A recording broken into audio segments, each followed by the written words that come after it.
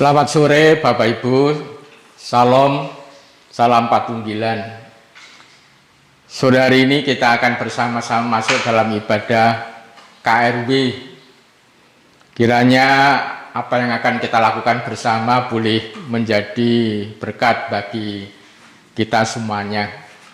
Mari kita bersama-sama masuk dalam ibadah, kita akan memuji nama Tuhan dari kidung pelengkap kidung jemaat nomor 9 bait yang pertama dengan malaikat angkatlah.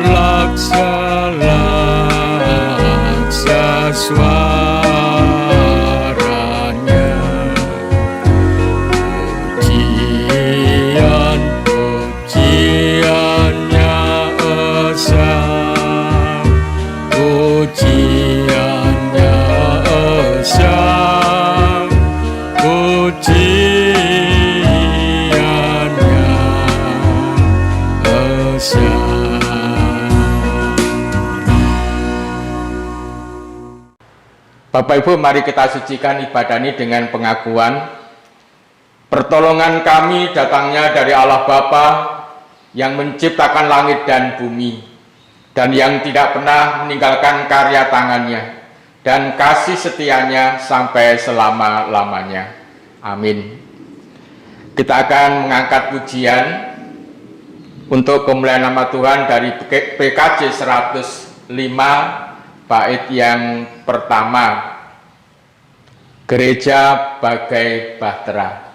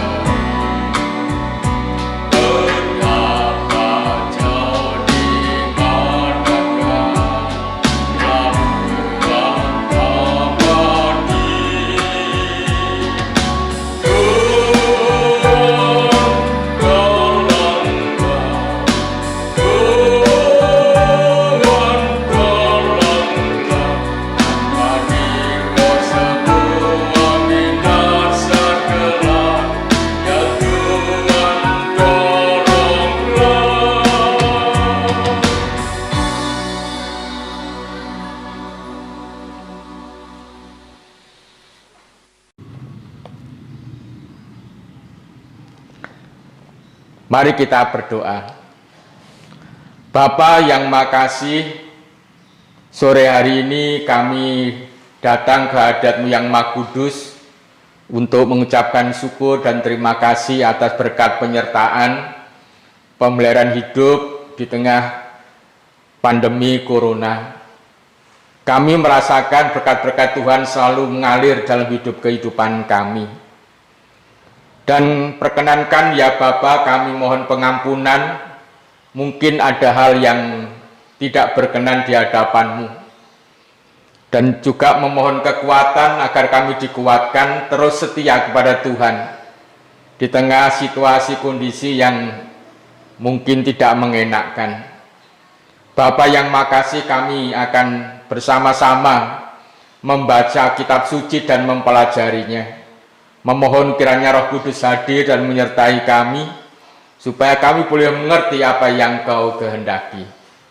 Demikian Tuhan doa dan permohonan kami serahkan ke hadapan-Mu yang Maha Kudus dengan menyebut nama Tuhan kami, Yesus Kristus. Amin. Bapak Ibu Saudara yang dikasihi Tuhan, kita akan mempelajari firman Tuhan seperti bacaan dari Majelis Agung. Kita renungkan dari Matius 11 ayat 20 sampai ayat yang ke-24. Matius 11 ayat 20 sampai 24 yang demikian. Yesus mengecam beberapa kota.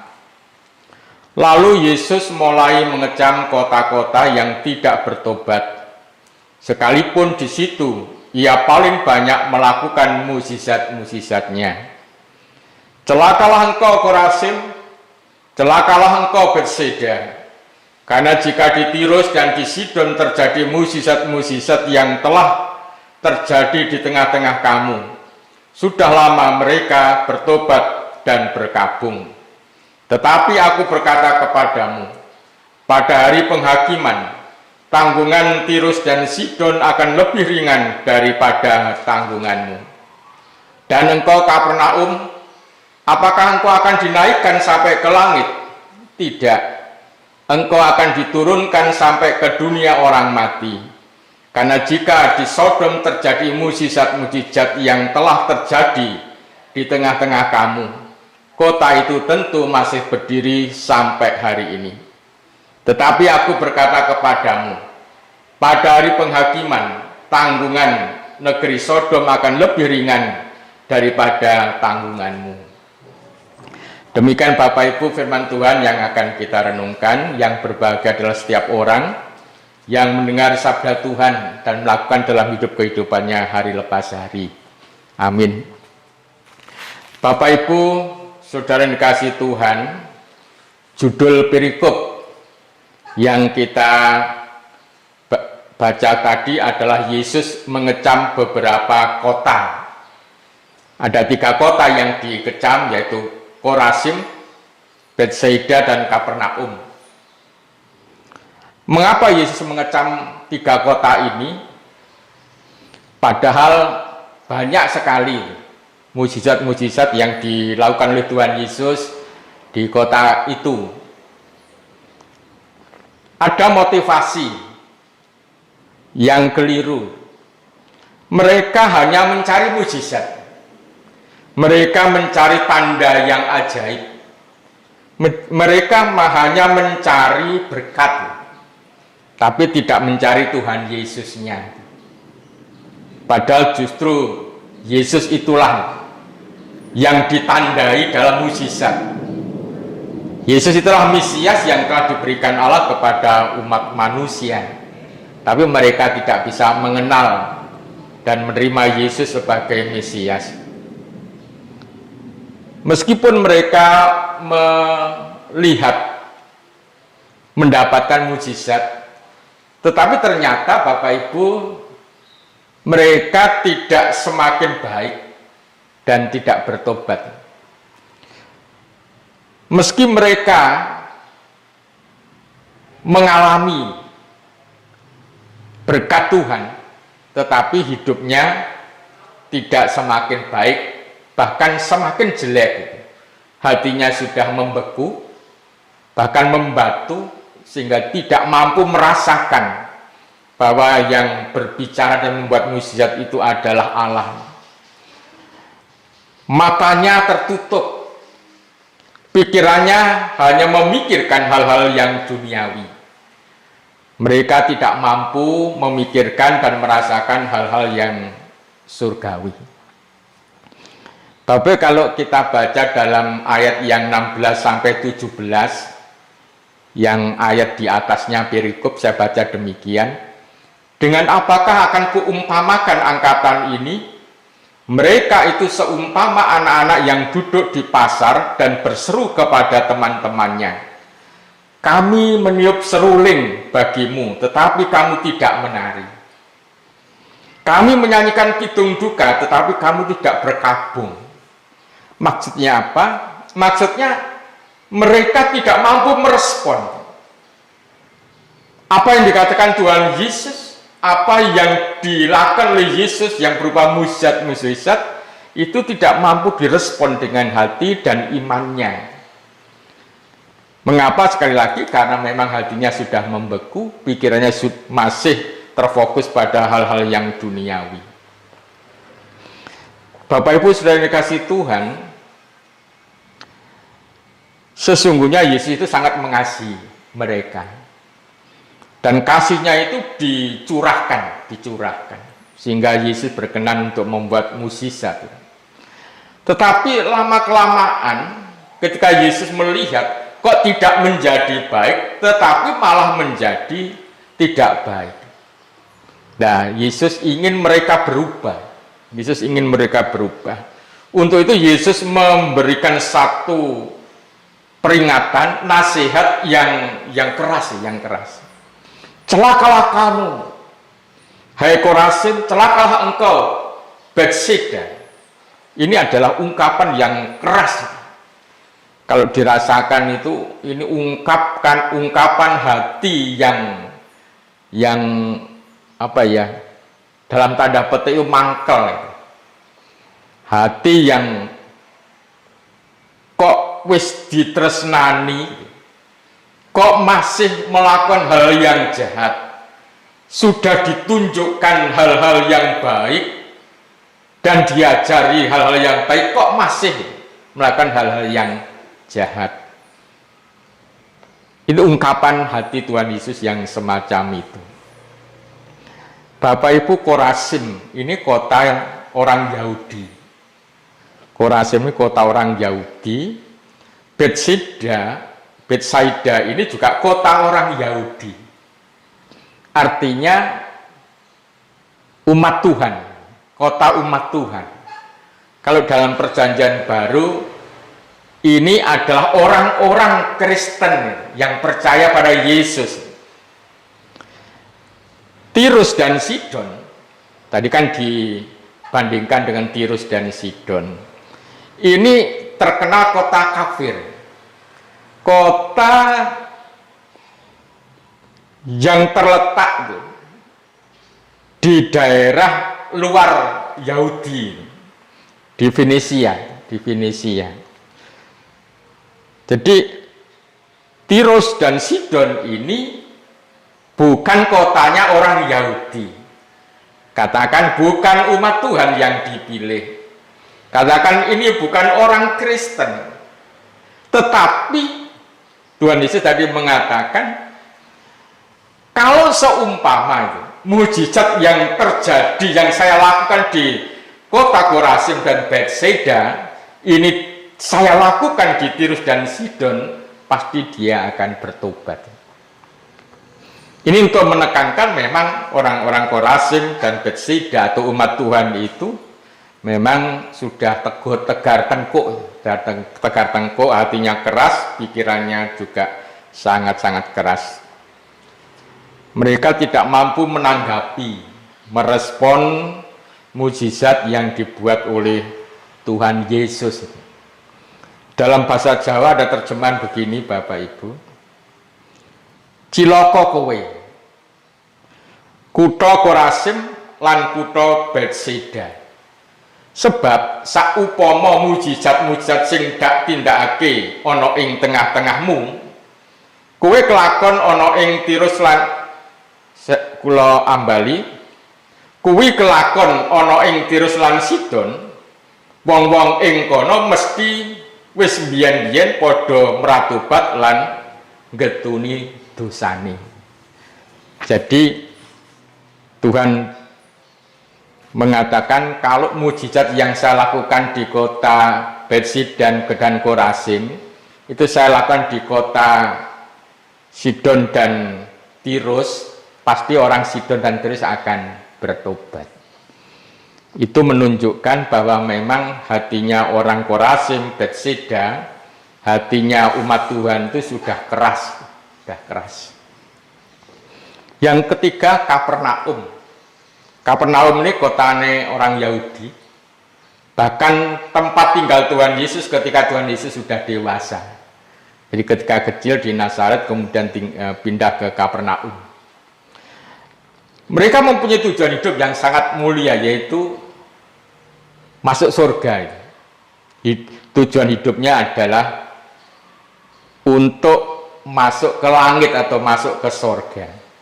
Tetapi Bapak Ibu, tadi Tuhan mengecam dengan keras, celakalah kamu hai Kapernaum, bukan hidupmu yang akan dinaikkan ke langit, tetapi kamu akan diturunkan masuk ke bawah, ke dunia orang mati. Dunia orang mati ini ke neraka hukuman yang kekal. Mengapa? Ya, tempatnya Tuhan Yesus, kota orang Yahudi, kan gitu. Tentunya kudune harus setia gitu. Tetapi mengapa kok tidak setia? Ya karena mereka tegar tengkuk tadi. Hatinya sudah membatu, pikirannya hanya duniawi, perasaannya sudah tumpul, apalagi tingkah lakunya tidak menunjukkan bahwa mereka adalah umat Tuhan. Bapak Ibu, Korazim, Betsaida, Kapernaum. Kalau disingkat itu KBK, Korazim, Betseda, Kapernaum. Kota orang Yahudi yang mengenal Yesus. Jadi kota orang Yahudi yang mengenal Yesus, mereka menikmati mukjizat Tuhan Yesus, mereka menikmati berkat-berkat Tuhan Yesus, tetapi dia tidak menerima Yesus. Mereka tidak mampu hidup dalam pertobatan. Mereka masih hidup dalam dosa. Kalau dalam perjanjian baru, orang-orang Kristen yang menikmati mujizat Tuhan, menikmati berkat-berkat Tuhan, tetapi dia tidak menerima Yesus sebagai Sang Mesias. Mereka tidak hidup dalam pertobatan. Atau KTP, Kristen tanpa pertobatan. Kristen tanpa pertobatan. Bahwa dari apa yang saya sampaikan sebenarnya ada pesan yang muncul, pesan yang muncul yang saya tangkap, yang juga untuk Bapak Ibu semuanya, ya jadilah Kristen dengan pertobatan. Jadilah orang Kristen dengan pertobatan, atau hiduplah dengan pertobatan. Ini pesannya. Kalau kita hanya sebagai orang Kristen tapi tidak hidup dalam pertobatan, kekristenan kita itu akan menjadi kekristenan seperti batu yang mungkin luarnya basah tapi dalamnya itu kering. Kelihatannya Kristen tapi hatinya ini keras seperti batu. Seperti KBK tadi, Korazim, Betseda, dan Kapernaum. KDP, orang Kristen dengan pertobatan, itu berarti hidup bersama dengan Yesus. Jadi kalau Bapak Ibu semuanya hidup dalam pertobatan, itu sama dengan hidup bersama Yesus. Hidup bersama Yesus itu sama dengan hidup baru. Hidup bersama Yesus itu pikirannya sesuai dengan firman Allah atau sesuai dengan kehendak Yesus. Hatinya sesuai dengan kehendak Yesus, tingkah lakunya juga sesuai dengan kehendak Yesus. Jadi seluruh totalitas kehidupan kita ini ya sesuai dengan kehendak Yesus.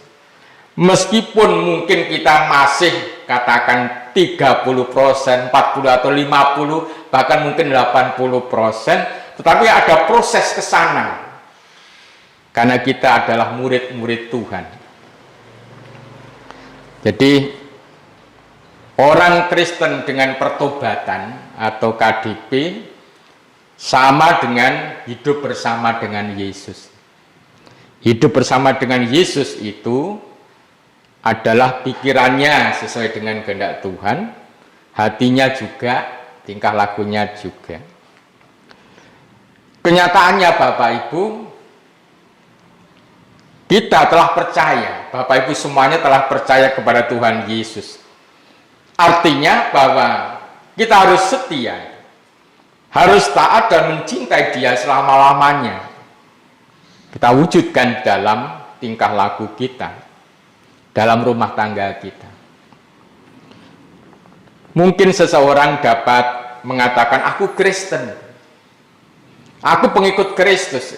Tapi kalau hidupnya tidak ada pertobatan atau hidup dalam pertobatan, sama dengan KBK tadi, Korazim, Betseda, dan Kapernaum, yang akan dicela, yang akan dikatakan oleh Yesus, celakalah kamu, karena kamu hanya ingin mukjizatku, ingin berkat-berkatku, tapi aku tidak pernah engkau terima di dalam hidup dan kehidupan. Bapak Ibu, hidup dalam pertobatan ini adalah hal yang perlu, yang harus kita kembangkan. Hidup dalam pertobatan itu juga harus melakukan pengutusan dari Tuhan. Pengutusan. Kalau GKJW itu disimpulkan ada 3, bersekutu, bersaksi, dan pelayanan cinta kasih. Bersekutu itu bisa beribadah bersama-sama, bisa berdoa secara pribadi dengan Tuhan, bersekutu dengan Tuhan, bisa memuji, memuliakan Tuhan, bisa membaca Alkitab. Itu bersekutu. Bersaksi adalah menyaksikan, aku ini putrane Gusti. Hidup kita harus baik, hidup Bapak Ibu harus baik, ucapannya harus baik, tingkah lakunya harus baik. Pelayanan cinta kasih adalah menyampaikan cinta kasih Tuhan. Dengan kalau ada tetangga yang menderita, kita harus juga menolong.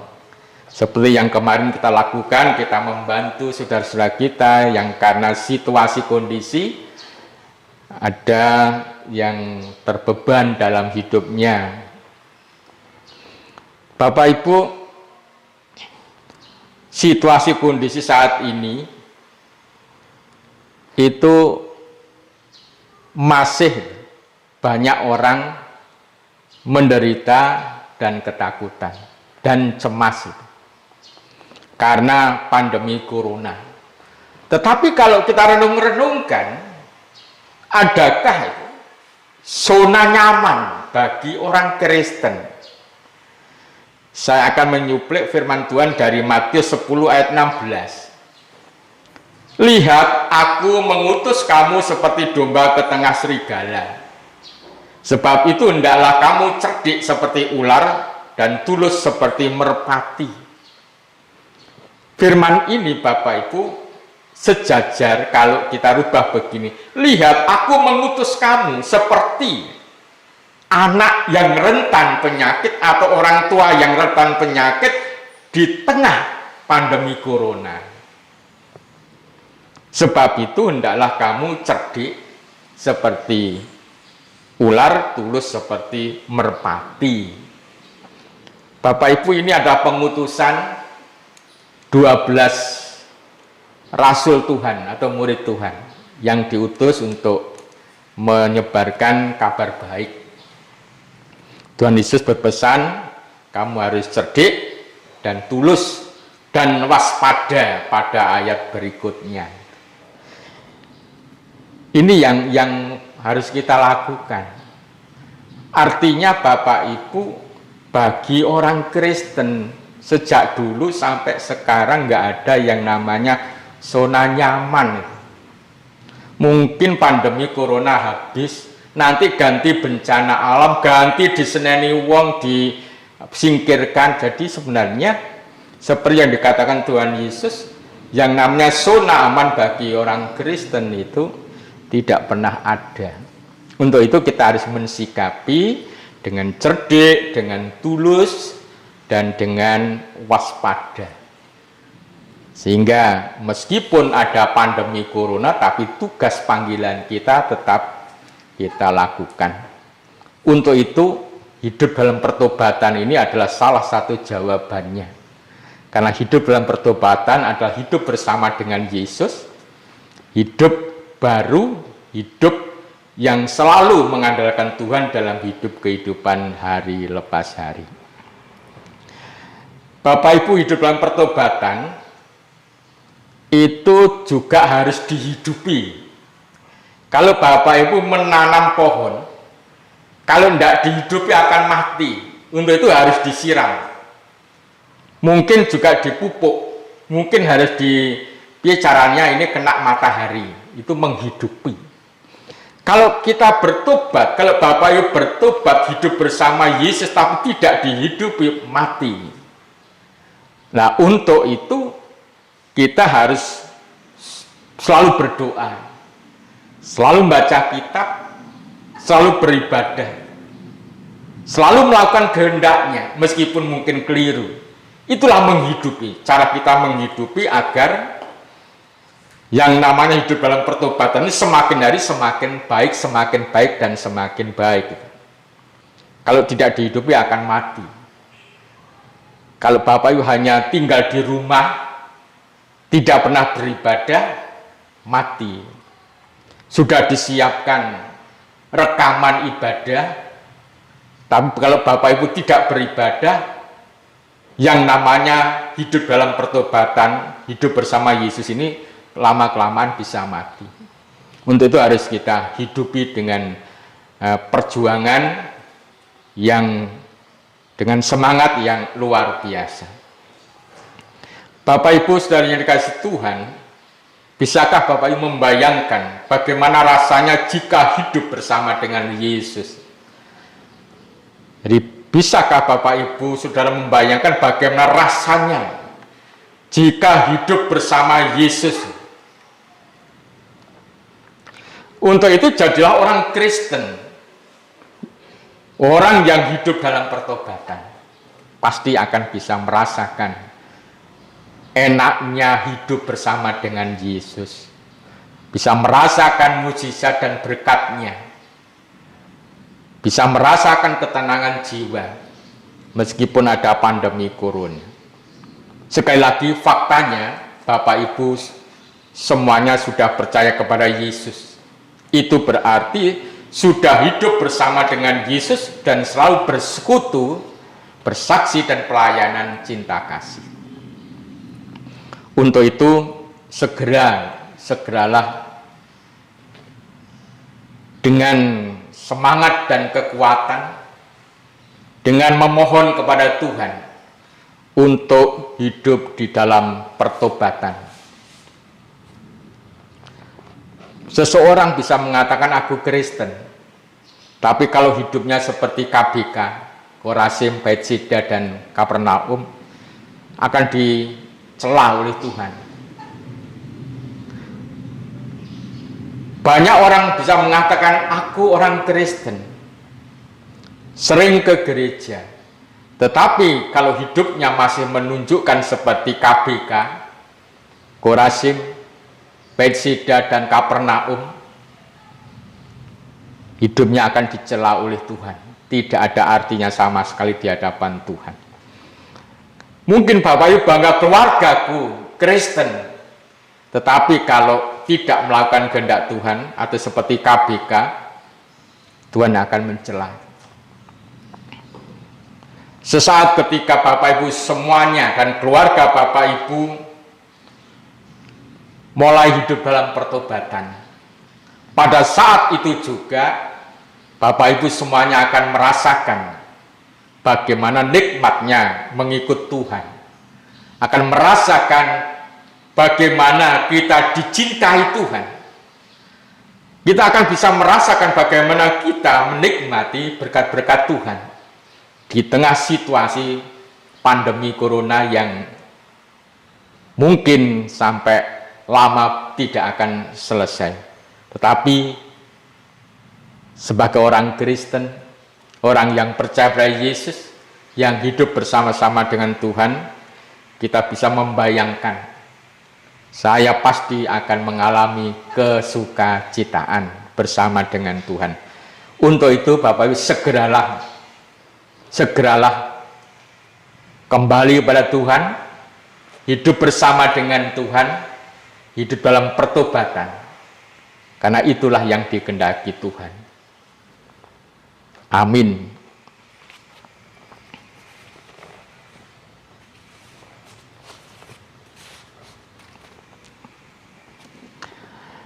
Bapak Ibu Saudara yang dikasihi Tuhan, mari firman ini kita sambut dengan kita mengangkat pujian, dan sekaligus kita akan bersama-sama bersyukur kepada Tuhan dengan persembahan-persembahan yang seperti yang telah kita persiapkan. Kita akan memuji nama Tuhan dari PKJ 288 bait yang pertama.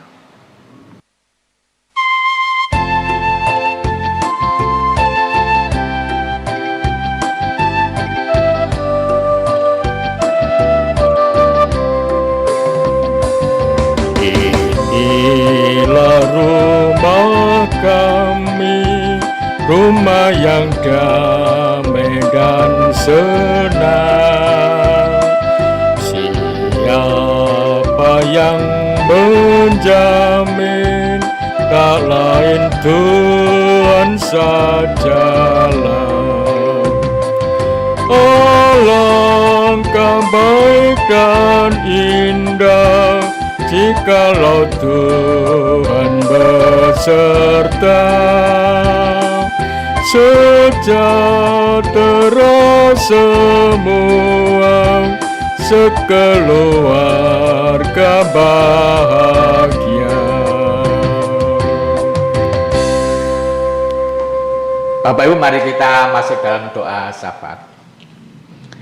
Bapa yang makasih, kami bersyukur kepadamu atas perkenan di dalam kami mempelajari Alkitab, mempelajari firman-Mu, sehingga kami mendapatkan satu berkat rohani, bahwa orang yang hidup dalam pertobatanlah yang akan merasakan kenikmatan hidup, meskipun hidup di tengah situasi kondisi yang tidak mengenakan. Korazim, Betsida, dan Kapernaum, meskipun umat Tuhan, tetapi hidupnya tidak baik. Dia hanya ingin berkat, dia hanya ingin mukjizat, tapi tidak pernah menerima Tuhan. Bapa yang makasih, kami ingin, dan hari ini juga kami membuka hati, memohon kiranya Roh Kudus, kiranya Tuhan berkenan hadir dalam hidup dan kehidupan kami. Karena kami yakini Engkaulah Allah kami, sumber dari segala sumber kehidupan. Kami meyakini kami akan dimampukan dan dikuatkan untuk terus dapat menjadi berkat di dalam situasi kondisi yang tidak baik. Terima kasih ya Bapa, perkenankan kami bersama-sama mewujudkan syukur kami kepada Engkau dengan persembahkan-persembahan yang telah kami kumpulkan. Kiranya Tuhan berkenan untuk menerima dan menyucikan. Bapa yang makasih, kami juga berdoa untuk bangsa dan negara kami. Berkati Bapa bangsa dan negara kami. Kami berdoa untuk Bapak Presiden, Wakil dan para Menteri, pejabat dan semua orang yang berjuang untuk bersama-sama membangun bangsa ini dan mensikapi pandemi corona. Kami mohonkan berkat penyertaan, kekuatan, kemampuan, dan kesehatan. Khusus untuk warga Jemaat Ponorogo, kami serahkan dalam kasih penyertaan tangan Tuhan. Kiranya Tuhan menyertai dan memberkati, menjauhkan dari segala godaan dan cobaan, dan menjauhkan dari virus corona. Mampukan kami dan beranikan kami ya Bapa, untuk tetap mewujudkan pengutusan kami, untuk bersekutu, bersaksi, pelayan cinta kasih. sehingga kami pun boleh selalu berharap kepada Tuhan agar kami selalu dimampukan, sehingga kami boleh membangun persekutuan dengan sesama dengan penuh kebaikan. Terima kasih ya Bapa, berkati jemaat-Mu Ponorogo dengan segala pergumulannya, supaya kami boleh melayani Engkau dengan sebaik-baiknya.